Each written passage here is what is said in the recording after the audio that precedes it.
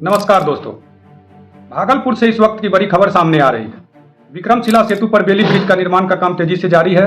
प्रशासन और तकनीकी टीम ने मौके पर मोर्चा संभाल लिया है और युद्ध स्तर पर काम किया जा रहा है। बताया जा रहा है कि जैसे ही यह अस्थायी बेली ब्रिज तैयार होगा, हजारों यात्रियों को बड़ी राहत मिलेगी, खासकर उन लोगों को जो रोजाना इस रास्ते से सफर करते हैं। तकनीकी खामी और मरम्मत कार्य की वजह से विक्रमशिला सेतु पर आवाजाही प्रभावित हो रही थी, जिसके बाद वैकल्पिक व्यवस्था के लिए बेली ब्रिज का निर्माण किया जा रहा है। जानकारी के मुताबिक इस परियोजना में बीआरओ, सेना की इंजीनियरिंग टीम और कई विशेषज्ञ एजेंसी मिलकर काम कर रही है।